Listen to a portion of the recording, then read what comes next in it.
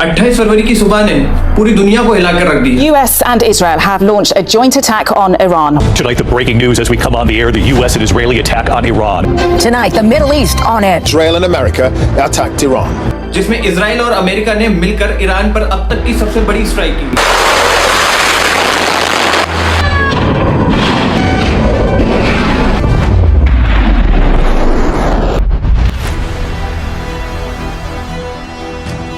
Iran के supreme leader Ayatollah Ali Khamenei की death हो जाती है। Supreme leader of Iran is dead. Supreme leader Ayatollah Khamenei has been killed. Formerly Supreme Leader Ayatollah Khamenei is dead. ऐसा क्या हुआ कि इजराइल और अमेरिका ने ईरान के ऊपर अटैक कर दिया? इसका सबसे बड़ा कारण ईरान का न्यूक्लियर प्रोग्राम है। Terrorist regime can never have a nuclear weapon. I'll say it again. They can never have a nuclear weapon. जिसकी शुरुआत 2015 से शुरू होती है। ईरान कई देशों के साथ एक न्यूक्लियर एग्रीमेंट साइन करता है, जिसमें यूएसए भी शामिल होता है। उस एग्रीमेंट का नाम joint comprehensive plan of action होता है। ईरान अपने इनरिच यूरेनियम का मतलब यूरेनियम 235 और यूरेनियम 238 को इनरिच करके हम एनर्जी के लिए और न्यूक्लियर बॉम्ब के लिए यूज कर सकते हैं। 90% इनरिच यूरेनियम एक वेपन ग्रेड यूरेनियम होता है, जो न्यूक्लियर बॉम्ब में यूज किया जाता है।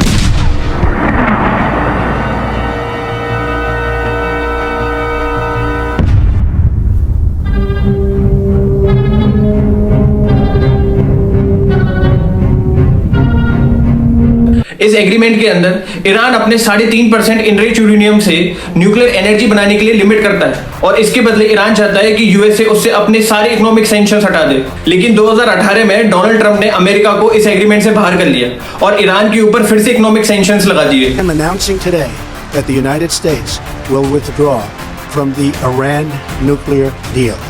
लास्ट ईयर 31 मई 2025 को इंटरनेशनल एटॉमिक एनर्जी एजेंसी की एक रिपोर्ट आती है, जिसमें वो ये दावा करती है कि ईरान 400 किलो 60% इनरिच यूरेनियम को इकट्ठा कर चुका है, जो 10 न्यूक्लियर बॉम्ब बनाने के लिए काफी है। जिसके खिलाफ इजराइल 13 जून 2025 को एक ऑपरेशन लॉन्च करता है, जिसका नाम होता है राइजिंग लायन, जो ईरान की 100 से ज्यादा न्यूक्लियर साइट्स और मिलिट्री बेसिस को टारगेट करता है।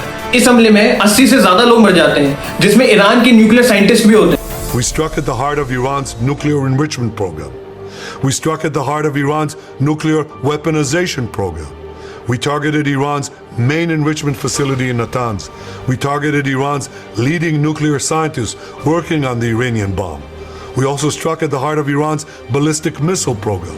इजराइल के प्राइम मिनिस्टर नेतन्याहू इस अटैक को जस्टिफाई करते हुए इसको अपना सेल्फ डिफेंस का नाम देते हैं। कुछ दिनों बाद 21 जून 2025 को अमेरिका भी इस वॉर में शामिल हो जाता है और ईरान की 3 न्यूक्लियर साइट्स पे हमला करता है, Isfahan, नटांज and Fordow.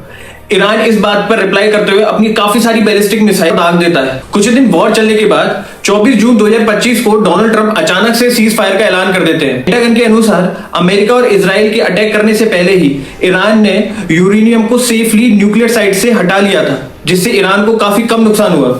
Iran nuclear power के ऊपर फरवरी 2026 को अमेरिका और ईरान के बीच में एक इनडायरेक्ट बातचीत हुई, जो पूरी तरीके से फेल हो गई।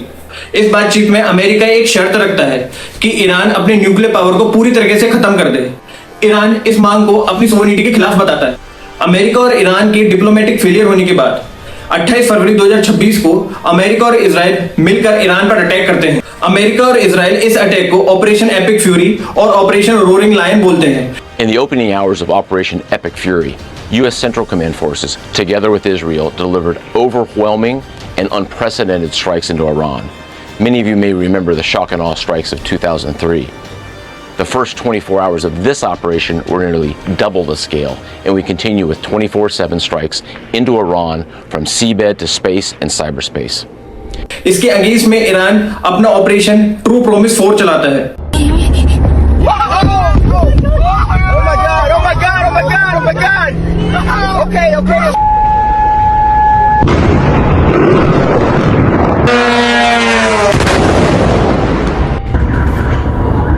जिसमें अब तक 14 देश इन्वॉल्व हो चुके हैं। ईरान ने स्टेट ऑफ हॉर्मुज को कंट्रोल करके 20 से 30% ग्लोबल ऑयल सप्लाईज को डिस्ट्रॉय कर दिया है, जिससे इंडिया को काफी नुकसान हो सकता है, जो वर्ल्ड की 3rd largest importing oil country है, जो स्टेट ऑफ हॉर्मुज से अपना 40% ऑफ ऑयल सप्लाईज कंप्लीट करती है।